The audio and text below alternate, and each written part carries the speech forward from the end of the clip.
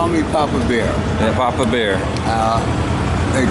It's just Bear, but the reason why they put the Papa on there is because I'm homeless, but I help other homeless. So they put Papa on there. Oh, okay. So I'm Papa Bear.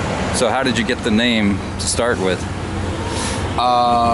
It's called Honey Crisp now, but it used to be called Sugar Crisp. Oh. And the little Sugar Crisp Bear was on it, so you know, because I love Sugar Crisp. It's a really good cereal. Yeah.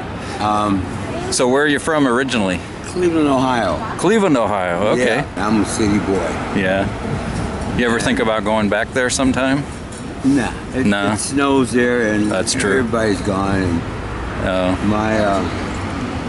my family kind of disowned me when I made a mistake and went to prison. So there's really nothing to go back. No forgiveness there, huh? None. None. Wow. Not in a Muslim Arabic family. Oh, really? That's how I grew up. My real name is. And the reason why I'm out here is because Mr. Bush, before he left office, put into law to reevaluate 10,000 Vietnam vets. I'm one of them. So you're a Vietnam vet? Yeah, 18 months in that held for this country, Marine Corps. And I did 2 years Marines and 3 years Army, 3 Purple Hearts. 3 Purple Hearts. I actually died for this country. I was hurt and legally bled to death, and legally toe tagged in the morgue for a day and a half. Really? When they rolled me in, the oil topped me and made the first cut, I woke up.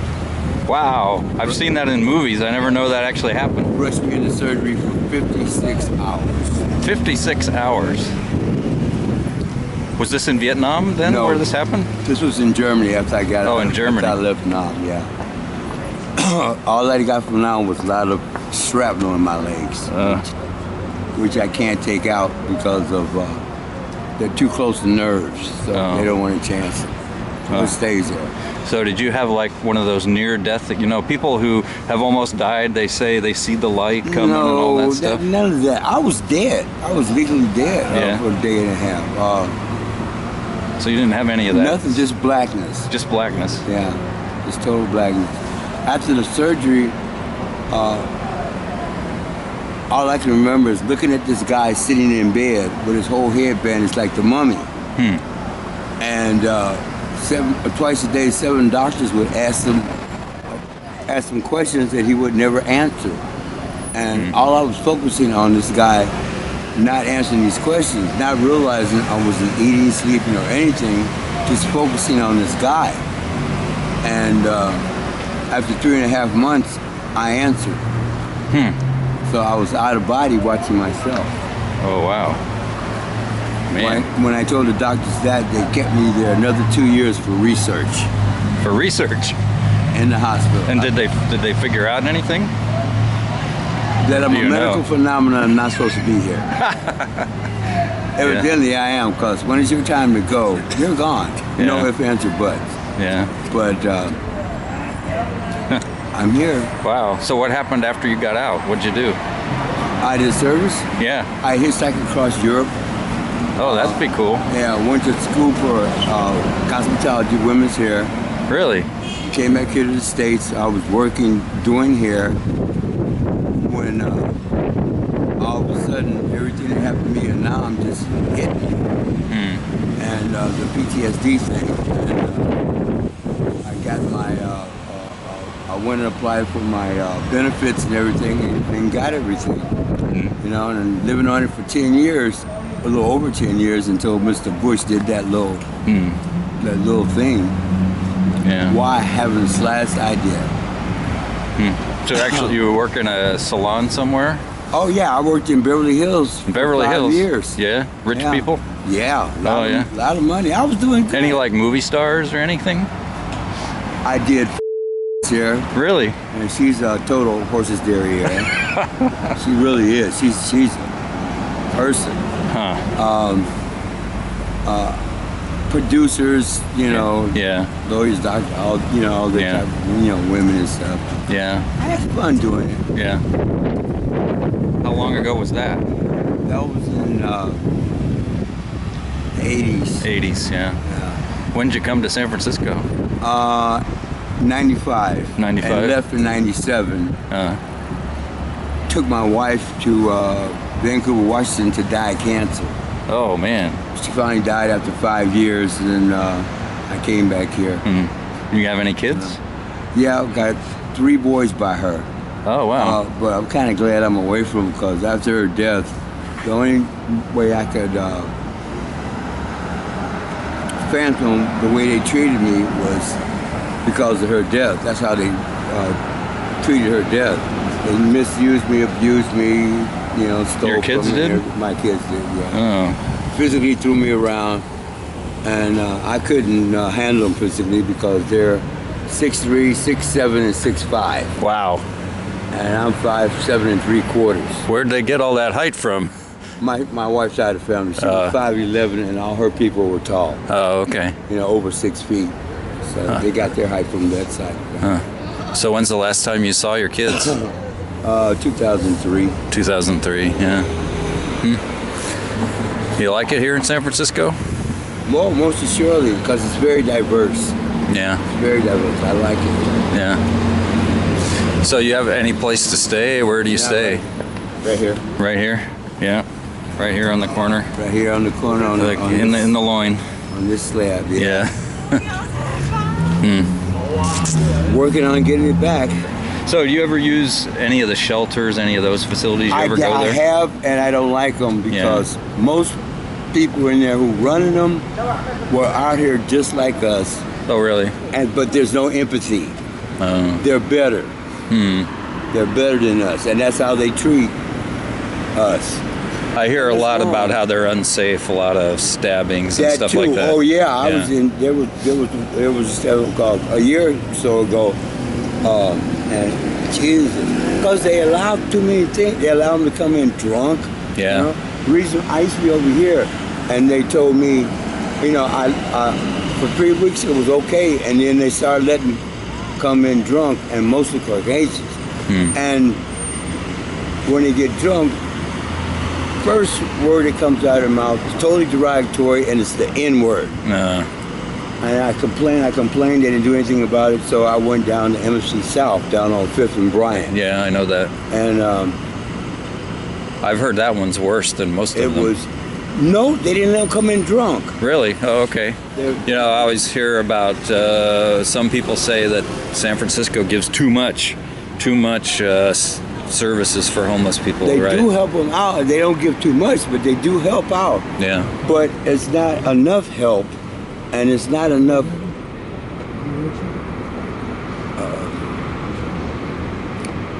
not guideline, not enough. They don't really help you get back on your feet or whatever. They don't do it properly. They only half do it instead of fully doing it. You know, just to get their little money from the government or whatever. You know, it's okay to live and survive on, but it doesn't really help. It only helps a little bit. Then it helps assist those who are on drugs or whatever to do that. You know. If you want to get out, get out, and you can do that. You just stop. Because you want to. So you want to talk about what happened with your hand, or I don't want to upset any legal cases or anything. No, I was helping this guy. I was helping this old gentleman who's on a walker to a cab, which I've been doing for 10 years. I mean, not 10 years, but 2 years. And this particular time, I walked into the cab, rolled up the walker, put it in the trunk, and before I could get my hand out, he slammed the trunk down. When you say he, you mean who? Just the cab driver. The cab driver. Slammed the trunk down on my hand. Ouch. I got my hand out. I said, "You slammed it on my hand." He went, "Call 911." Jumped in the cab and left. You're kidding. No. I realized to look at my hand. I looked at my hand and went into shock. Half my middle finger was gone. Gone. Cut off. Wow. I couldn't believe it. That was what, a few months ago? That was about 6 months ago. 6 months ago. And you said you've got a 6 weeks ago now. 6 weeks ago, Yeah. and you got a lawyer hopefully trying to get you something. Trying to get me something out so I can get off these streets. Yeah. That's a heck of a way to get off the streets. I mean, it Yeah, still really. hurts, but Yeah. you know, I'm out here attempting to survive, doing what I have to, but nothing illegal and nothing stupid. You know. So you still help people get in cabs and stuff? Did you still do that? It's not going to change the type of person I am. I got a big heart and I'm very respectful, and I do things like that. That's just what I do, you know, and it feels good when I do it. You know? Yeah.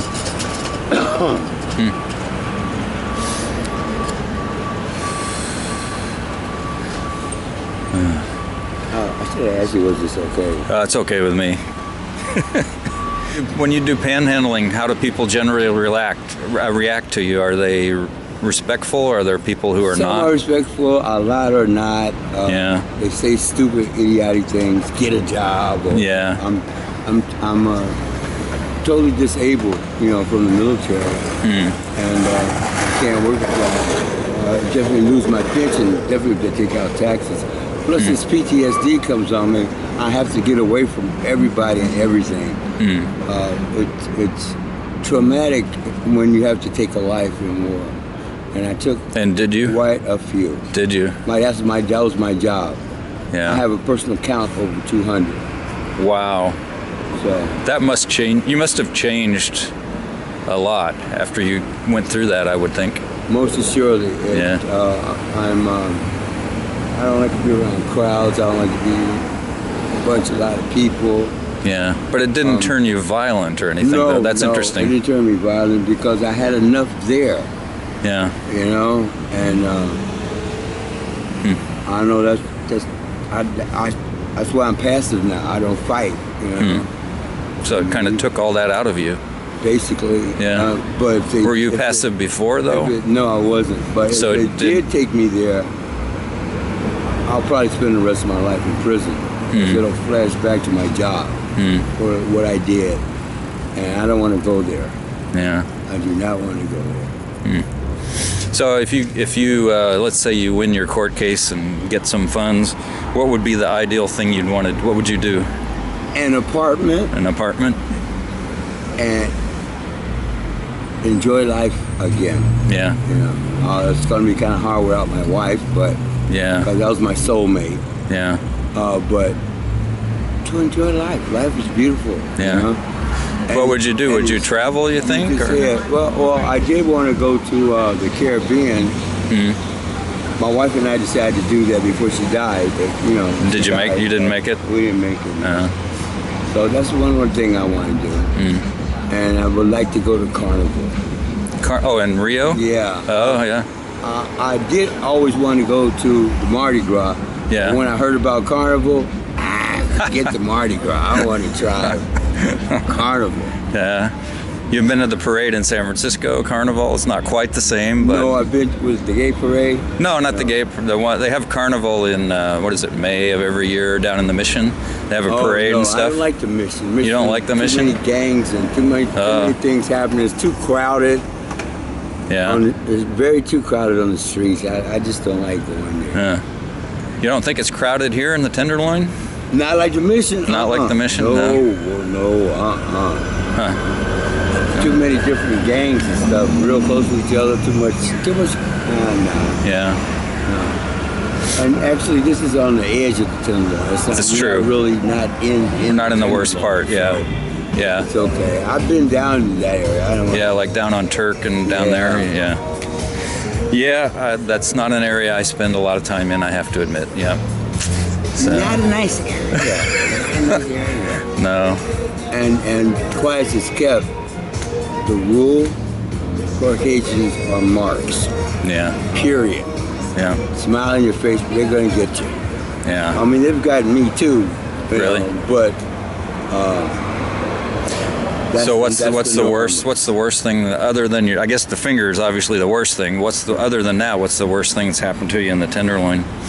You got Living out mugged? here on the streets, getting kicked in the ribs while I'm asleep. Really? Things stolen from me constantly. I mean, I have nothing. You but get they harassed take it. by the cops?